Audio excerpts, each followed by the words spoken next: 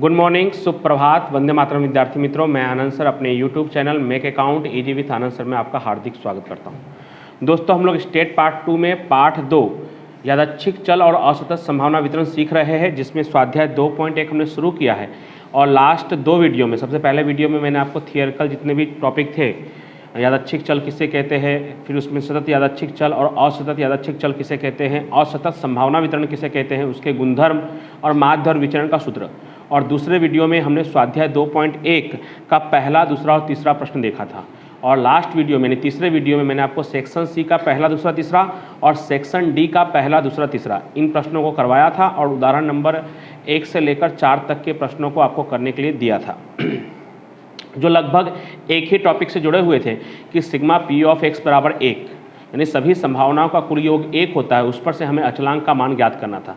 आज हम लोग स्वाध्याय 2.1 में इस वीडियो में क्वेश्चन नंबर 4 और 5 ये 2 प्रश्न करने वाले हैं। 2 ही प्रश्न इसलिए दोस्तों क्योंकि क्वेश्चन नंबर 5 है वो थोड़ा बड़ा और थोड़ा कठिन प्रश्न है, तो उसको आपको ध्यान से समझना होगा।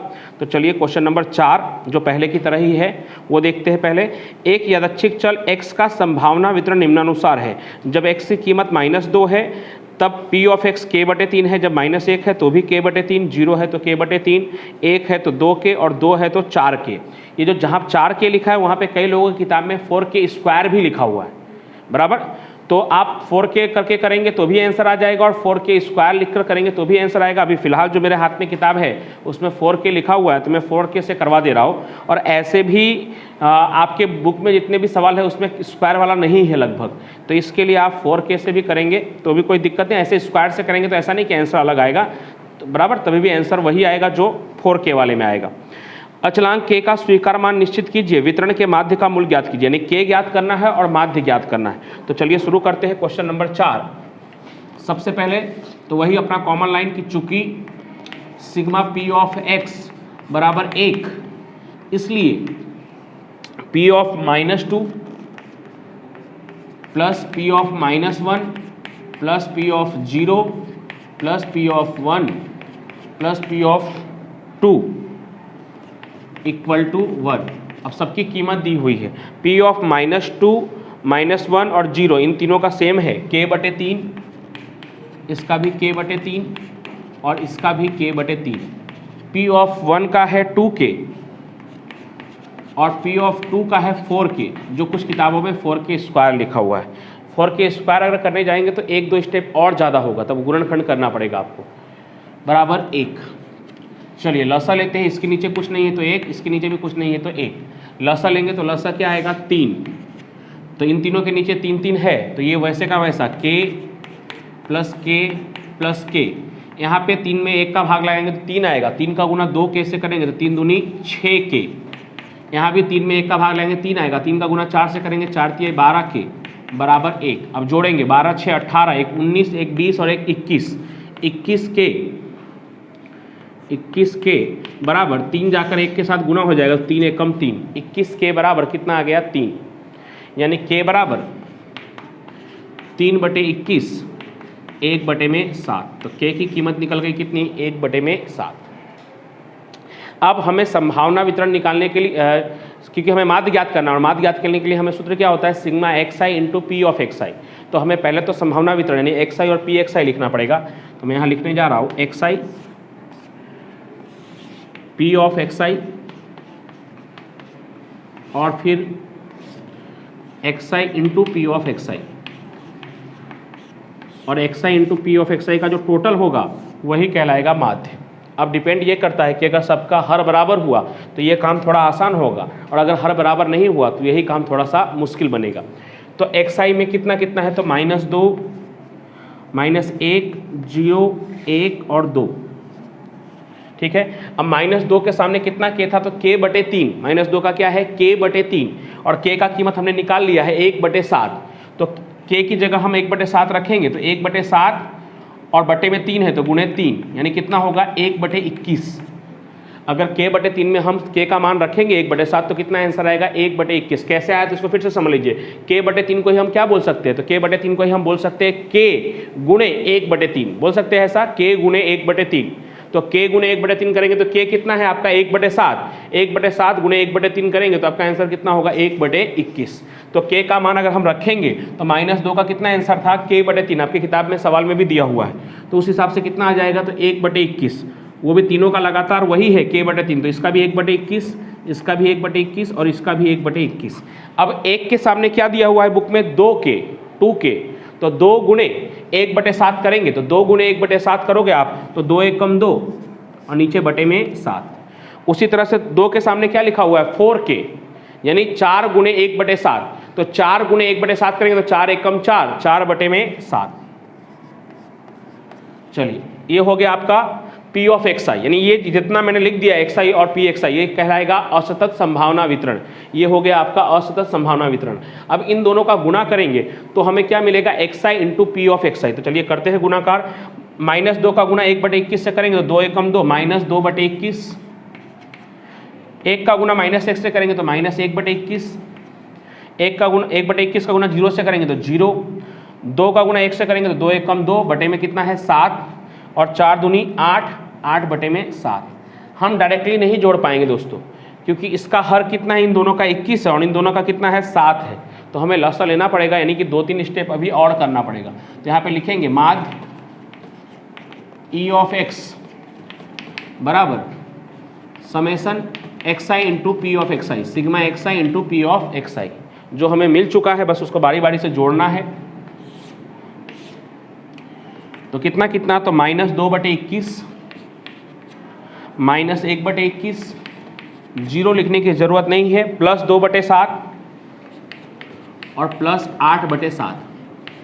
चलिए जोड़ते हैं तो लसा क्या होगा 21 और 7 का लसा होगा 21। 21 में 21 का भाग लगाएंगे तो 1 आएगा, 1 का गुना -2 से करेंगे तो क्या आएगा -2। यहाँ भी 21 में 21 का भाग लगाएंगे तो 1 आएगा, 1 का गुना -1 से करेंगे तो क्या आएगा -1। उसके बाद 21 भागे 7 करेंगे तो 3 आएगा, 2 तिहाई 6। 21 भागे 7 करेंगे तो ये भी 3 आएगा, 8 तिरिक 24, 24 और 6 30। 30 में से अगर 3 घटाएंगे तो कितना आएगा 27, 27 बटे में 21। किसके पहाड़े में आ जाएगा, तो 3 के पहाड़े में आ जाएगा। 3 9 27 और 3 7 21, 9 बटे में 7। तो आप चेक कर लीजिए इसका आंसर 9 बटे में 7 बराबर। खास करके जिनके किताब में 4k लिखा है उनकी किताब में भी और 4k² लिखा होगा, लगभग उनमें उनके किताब में भी लगभग वही आंसर होना चाहिए। अगर डिफरेंस हो रहा होगा तो भी आप निकालेंगे कि k² रखकर तो आ जाएगा।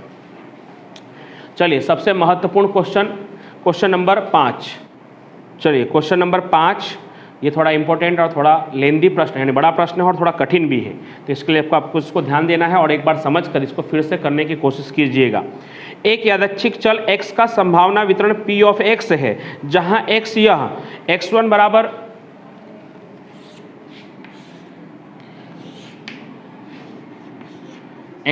क्या है, तो x1 बराबर है -2, x2 बराबर है -1, x3 बराबर है 1 और x4 बराबर है 2। ये अलग अलग कीमत है, x1 x2 x3 कितना कितना है -2 -1 +1 +2। ठीक है, आगे क्या कहा गया है कि मूल्यों को धारण कर सकता है तथा 4p ऑफ x1 बराबर 2p ऑफ x2 बराबर 3p ऑफ x3 बराबर 4p ऑफ x4, ये दिया हुआ है। तो संभावना वितरण का माध्य और विचरण प्राप्त कीजिए। तो माध्य और विचरण तो बाद में प्राप्त करने की बारी आएगी, सबसे पहले तो हमें संभावना वितरण प्राप्त करना होगा, यानी xi और p ऑफ xi प्राप्त करना होगा, जिसमें से xi तो हमें मालूम है -2 -1 1 और 2, वो तो हर सवाल में मालूम होता है। p ऑफ xi यानी उसकी संभावना पहले हमें प्राप्त करना है, और जब xi और p ऑफ xi मिल जाएगा तो हमें 2 कॉलम और बनाना होगा, माध्य के लिए xi इंटू pxi और विचरण के लिए xi² into p of xi, लेकिन वो बाद में। सबसे पहले तो हमें, तो इसके 2 तरीके हैं दोस्तों। हो सकता है कि आपके स्कूल में आपके सर टीचर ऐसा बताए, कुछ सालों पहले मैं भी ऐसा बताया करता था, 4p ऑफ x1 और 4p x4। आप देख सकते हैं कि दोनों का सेम ही है सहगुणक, यहाँ पे भी 4 है वहाँ पे भी 4 है, तो ये दोनों आपस में बराबर हो सकते हैं। p ऑफ x1 बराबर p ऑफ x4 ऐसे लिख सकते हैं हम। फिर उसके बाद हमें p ऑफ x2 निकालने के लिए 2 यहाँ गुणा में है तो 2 यहाँ भाग में जाएगा, यानी p ऑफ x2 बराबर हम बोल सकते हैं 4p x1 बटे में 2। उसी तरह से P ऑफ x3 बराबर हम बोल सकते हैं 4P ऑफ x1 बटे में 3। लेकिन इतना लंबा प्रोसेस करने से अच्छा कि इन सब के बराबर में हम कोई एक अचलांक मान लेते हैं, कितना k। अब अचलांक k की जगह आप a b c कुछ भी मान सकते हैं, लेकिन k जो है वो फेमस अचलांक है, इसके लिए k मान लिया है। अब k मानने से क्या होगा, सब एक जैसे हो जाएंगे। जैसे कि 4px1 बराबर भी k कहलाएगा, 2p ऑफ x2 बराबर भी k कहलाएगा, 3p ऑफ x3 बराबर भी k कहलाएगा और 4p ऑफ x4 बराबर भी k कहलाएगा। इन सबके बराबर में क्या है, k। अब सब अलग अलग हो जाएंगे। p ऑफ x1 कितना आएगा, तो 4 यहाँ पे गुना में है, उस तरफ जाएगा तो भाग में, यानी क्या कहलाएगा, k बटे में 4। P ऑफ x2 ये कितना कहलाएगा, तो 2 यहाँ पे गुना में है, उस तरफ जाएगा तो भाग में, तो k बटे में 2। उसी तरह से P ऑफ x3 3 गुना में है, उस तरफ जाएगा तो भाग में, तो क्या कहलाएगा, k बटे 3। और P ऑफ x4 4 गुना में उस तरफ जाएगा तो क्या आएगा, k बटे 4। तो ऐसे क्या हो गया, सब अलग अलग हो गए। P ऑफ x1 कैसे k बटे 4 आया, तो 4 यहाँ पे गुना में है, बराबर में जाएगा, उस तरफ जाएगा, बराबर के उस तरफ तो भाग में जाएगा, यानी k बटे 4। यहाँ पे 2 गुना में है, उस तरफ जाएगा तो k बटे 2। P ऑफ x3 में 3 गुना में है तो उस तरफ जाएगा तो k बटे में 3। और P ऑफ x4 में 4 गुना में है तो उस तरफ जाएगा तो k बटे में 4। तो सबका अलग अलग मान निकल गया। उसके बाद k का मान कैसे निकालते, जैसे रोज करते हैं वैसे ही, वही कॉमन लाइन कि सिग्मा, चूंकि सिग्मा P ऑफ x बराबर 1, इसलिए k बटे में 4 डायरेक्ट लिख दे रहा हूँ, एक लाइन कम कर रहा हूँ। P of x1 plus P of x2 नहीं लिख रहा हूँ, क्योंकि ऑलरेडी ये बड़ा सवाल है, इतना लिखेंगे तो और बड़ा हो जाएगा। k बटे में 4 प्लस k बटे में 2 प्लस k बटे में 3 प्लस k बटे में 4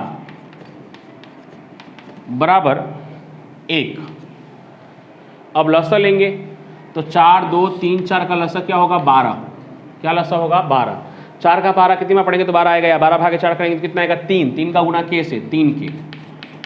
12 भागे 2 करेंगे 6, 6 का गुना k से 6 के। 12 भागे 3 करेंगे 4, 4 का गुना k से 4 के। 12 भागे 4 करेंगे 3, 3 का गुना k से 3 के, बराबर कितना होगा, 1। 6 3 9 4 13 और 3 16 के। 12 उस तरफ जाएगा तो गुना हो जाएगा 1 के साथ, तो 12 एकम 12। 16 के बराबर क्या आया, 12, यानी k बराबर 12 बटे 16। 4 के पहाड़े में कट जाएगा, 4 तिया 12, 4 चौक 16, 3 बटे में 4। तो k का मान हमारा कितना निकला, 3 बटे में 4। अब सिर्फ k का मान निकालना ही महत्वपूर्ण नहीं है, अब k का मान इन सब में रखकर हमें P of x1, P of x2, P of x3 चाहिए होगा। क्यों, क्योंकि यहाँ पे 2 कॉलम बनेंगे, एक xi, एक P ऑफ xi। बाद में बाकी कॉलम की बात करते हैं, पहले xi और P ऑफ xi। तो xi में क्या क्या है, तो -2, -1, +1 और 2।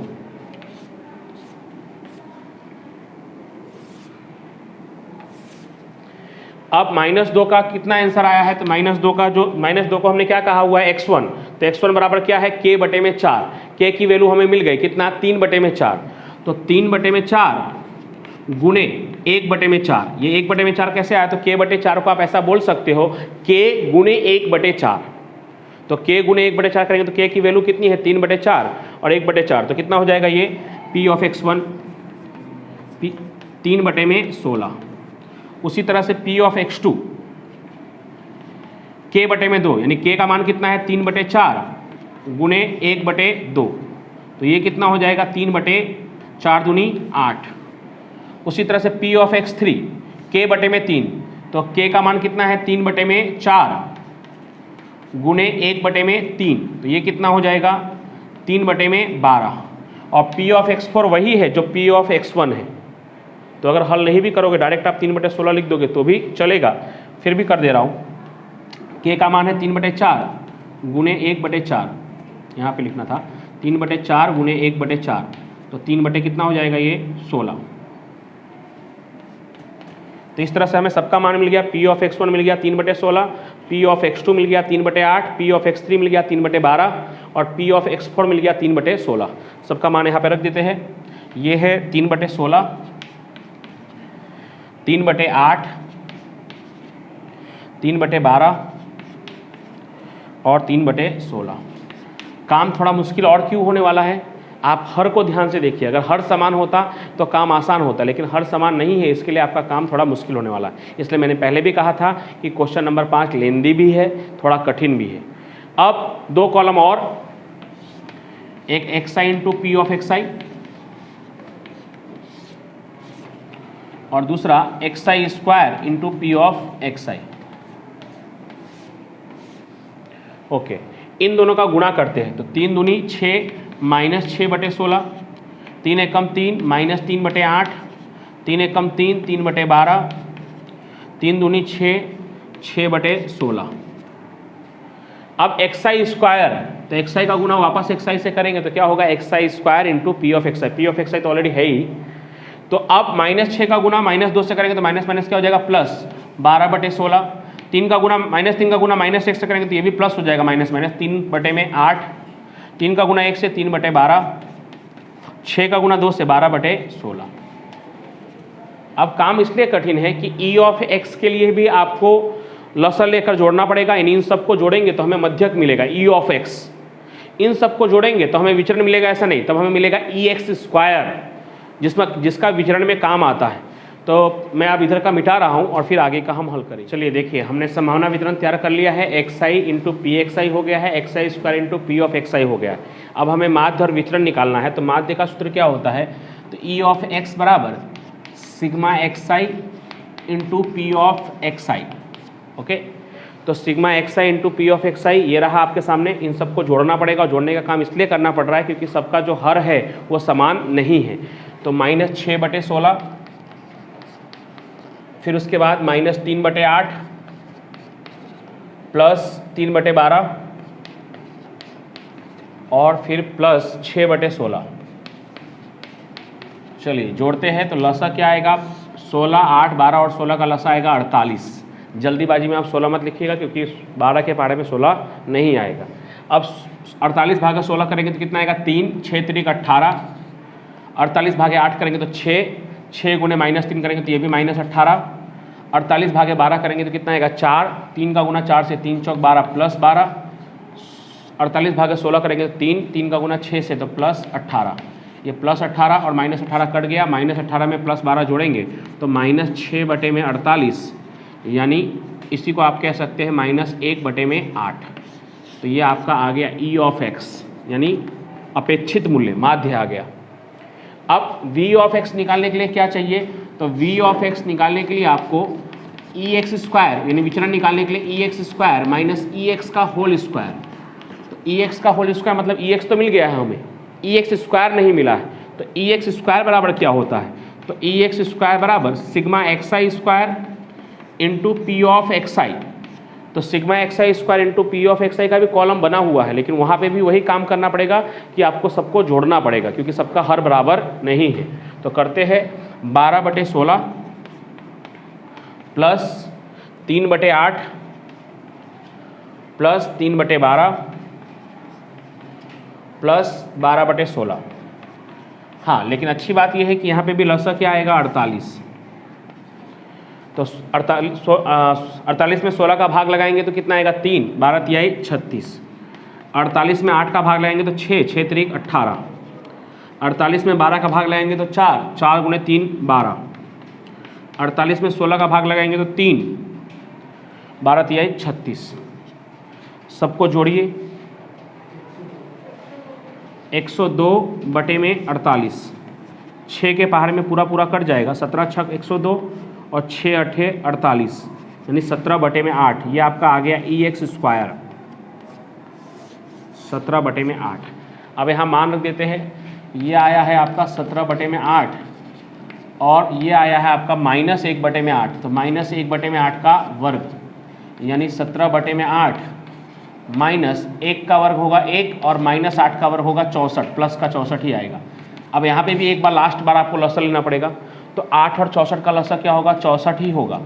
अब 64 भागे 8 करेंगे तो क्या आएगा, 8, 8 का गुना 17 से 17 8 136, 64 एकम 64 1 आएगा, 1 का गुना 1 के साथ करेंगे तो 1 आएगा, 135/64। तो इस तरह से ये हुआ आपका फाइनल जवाब। तो ये 4 नंबर के प्रश्न में आ सकता है, फिर भी थोड़ा लेंदी है मेरे हिसाब से, 4 नंबर के हिसाब से भी, लेकिन हाँ बहुत ज़्यादा कठिन नहीं है अगर स्टेप बाय स्टेप करेंगे। सबसे पहले स्टेप में हमने क्या किया कि उन लोगों ने जो अलग अलग मान दिया था उसके सामने हमने के मान लिया। के मानने के बाद हमारा वो पुराना लाइन की चूंकि सिग्मा पी ऑफ एक्स आई बराबर 1, तो उस हिसाब से हमने सबको जोड़कर के की कीमत निकाली, जैसा हम हमेशा निकालते हैं। ये पहला स्टेप हुआ। पहला स्टेप हुआ के का कीमत निकालना, एक। दूसरा स्टेप कि के का कीमत निकालने के बाद हमने असतत संभावना वितरण यानी xi और p ऑफ xi लिखा और उसी की सहायता से xi into P of xi और xi square into P of xi निकाला। ये दूसरा स्टेप। तीसरा स्टेप कि xi इंटू पी xi का जोड़कर यानी कि उसका लसा लेकर उसका हमने जोड़ किया और माध्य की कीमत e ऑफ x निकाला। चौथा स्टेप कि xi square into P of xi को जोड़कर हमने ex स्क्वायर की कीमत निकाला। और पांचवा और आखिरी स्टेप v ऑफ x में ex स्क्वायर और ex का होल स्क्वायर उसकी वैल्यू रखकर हमने v ऑफ x निकाला। तो इसको अगर आप एक से दो बार कर लेंगे तो आपको पक्का आ जाएगा। फिर आगे के सवालों को हम अगले वीडियो में देखेंगे। तब तक के लिए थैंक यू सो मच।